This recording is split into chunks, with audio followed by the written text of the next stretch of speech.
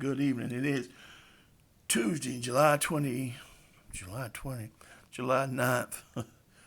2024. And what we got on the table today is Zulu's on the Ramparts, the Battle of Rorke's Drift. This is the second edition, and it is by Joseph Miranda. And I'm shocked that I don't have a video about Zulus on the Ramparts before. I featured it in a couple of videos talking about States of Siege, and we've talked a little bit about it. But I've never given a full video to it, I don't believe, as far as I can remember. So I was kindly wanting to do a little video on it and telling you why this probably is my favorite of the States of Siege games. I love the States of Siege games. There's a ton of them. And it's odd to think, but the Victory Point games have become quite nostalgic for me. They were there just a little while ago, and poof, they were gone. And yeah, it is what it is. There are some of them being reprinted by some Columbia games. I'm reprinting some of them, and I haven't heard that Zulus on the Ramparts is going to be reprinted. Maybe it is. I don't know, man. Got the second edition, and wow, what a game! I'll tell you a couple of reasons why it's my favorite game. Let's open it up and look at it a little bit. First of all, this is the Battle of Rorke's Drift, and this is the movie. What was the movie? Zulu. It's Zulu in a box, right? It's the film Zulu. It's Zulu in a box. Get the film Zulu, and this is what you're playing, actually, in a lot of ways. Now, Rorke's Drift was, look at that. Got the slip cover, Victory Point did all that stuff to get those games. To make those games as cheaply as possible, as cost effective as possible. I don't want to say they were cheap. I don't feel like that they were, but as cost effective as possible. So you just made the box, had to put together the pizza style boxes, and gave the different slip covers. That was one of the cost methods of the cost. Get the dice.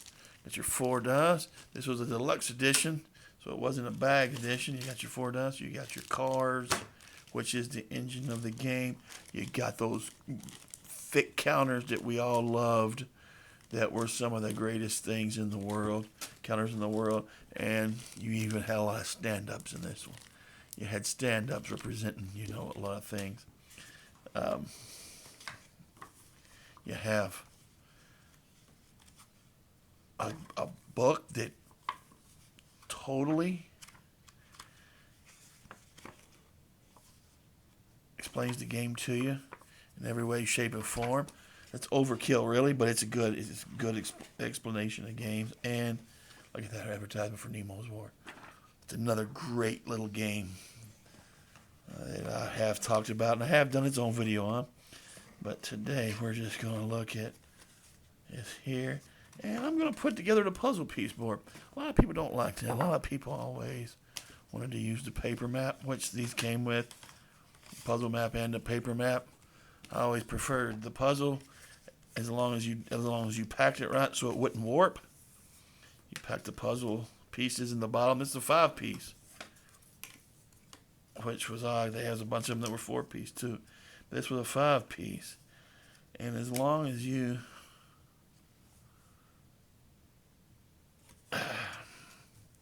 like I say, as long as you packed it right and knew how to put it in a box, you'd keep it from warping, right? I haven't had this out in a long time, and yet it is not very warped. Minimal warping, a little bit right there, right? Still absolutely functional, right? Wow. What I liked about the things I loved about this game are that, one, it was a tactical game. Most States of Siege games came on a strategic level, or based on a strategic level, and understandably why. I think it works better. As a strategic level game. When you get down to the tactical level as this is, I think you're really straining on what the system can do. You have to make a lot of changes, in which Joe Miranda did make a bunch of changes. And we've heard Lutman was playing this game, and he see the Z, and he made a zombie game. Just that simple. And it is the Dawn of the Zeds. It's another one that is. All right, there were two different ways to do this. Sorry. Dawn of the Zeds, which is another tactical game and works well. Again, with some. See, a lot of these cards here, a lot of those with these background. Where are they at? A lot of these were.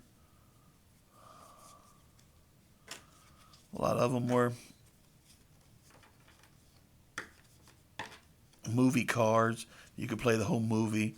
If you're going to play the whole movie with the things from the movie, it was going to take a long time. But a lot of these you get in your hand. You put these in your hand. You keep a hand of cards, and you discard to use them. And really, the system's a chip pull system. Instead of using the cards for the game engine, it's really a chip pull system, and the cards you're kept in your. Man, there's a big old dragonfly in here. This time of night. Jeez. Hit me in the head. But yeah, so the cards are action cards or hero cards that you can use to do things with, and you keep a hand of cards, right? And again, it's a chip pull system. You got to have a cup, and you pull on them, and this is the 1, 2, the 4 places you're coming from. This is Rourke's Drift that you're defending. And I always thought that the inside situation is always decent. Whether you got a fire going, you can try to put out a fire. You can build a barricade. You can go on. But the game is. I was going to show you one of the chits that you would pull. That right there. That's from the horns, right? Horns. That's the right horn. Going to move from here. Right? So, yeah. Just a cool little game. And I haven't played this in a good while. I just want to talk about it because I think that Rourke's Drift is... they were giving out Victoria Crosses like they were candy at Rourke's Drift. I'm just kidding, sort of. But, a lot of Victoria Crosses were won.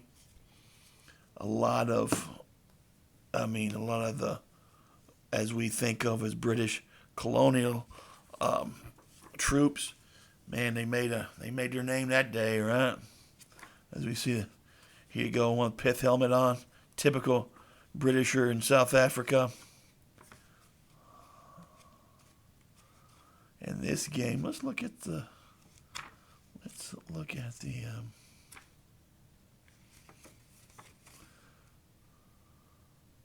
sequence of play. Route 4.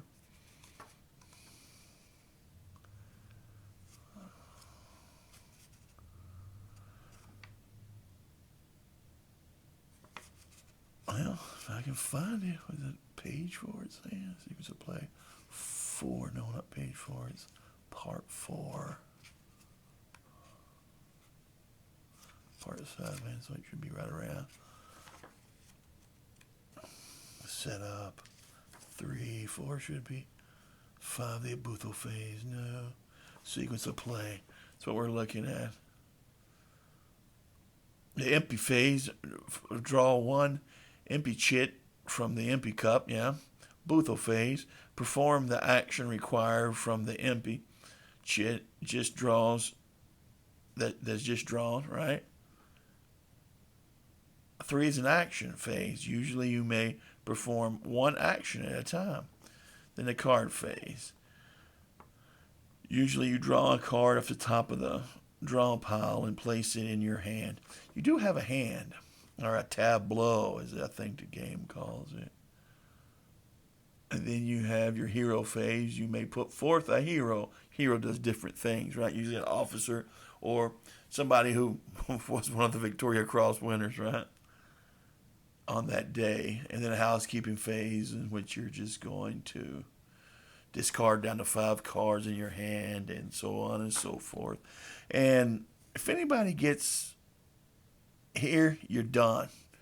You're done. It ends all of a sudden. But we want to look at some of things than Private Frederick Hitch. Give you some flavor, give you a bonus. When put forth, you may put forth a second private card for free, right? Get some things done. Fixed bayonets. This is how many dice you can roll. You discard that. And if they're close, that's how, close, medium, and long range, right? Is there a card better for long range? Hark the orders. All this is stuff taken. So a lot of it's taken from the movie. So it's like playing the movie. But I was just wanting to look at it and talk about it just for a bit.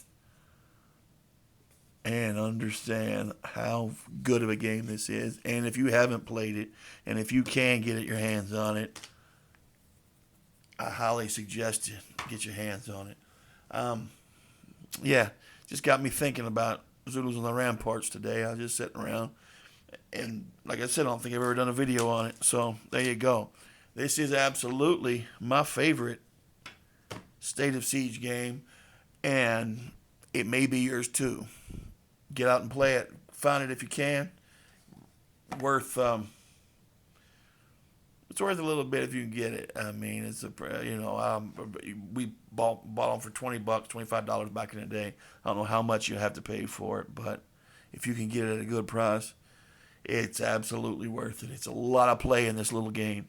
You've got this one, and then probably Autumn and Sunset and Habsburg Eclipse. Those are probably my favorite ones in all the States of Siege. But this one was so different. Joe Miranda did something so different with this, and so with the heroes, you're playing the hero cards, and it was so different than the other States of Siege games. And I think it still is the most different of any of them. And it was worth playing. It's worth talking about, and it is worth owning. And that's the video for today. Get out and play some games. Have a good summer. Myself, I'm having a pretty good summer. On the water a lot. On the water a whole lot. Gosh, I was on the river last week. And it's just an odd storm came up, and just getting caught in a storm on the river is an odd thing. So, yeah, it's a pretty bad storm. So, but it's a lot of fun. So touch some grass, get out and do some summer things, and play Zulus on the Rampart. Nothing better than to play a game, Zulus on the Rampart, in the burning hot summer on your veranda or your patio or whatever you have out on the porch. And think about a fire going on inside your quarters. And so, yeah, that's it. That's all I got for you. We'll talk at you later. Bye-bye.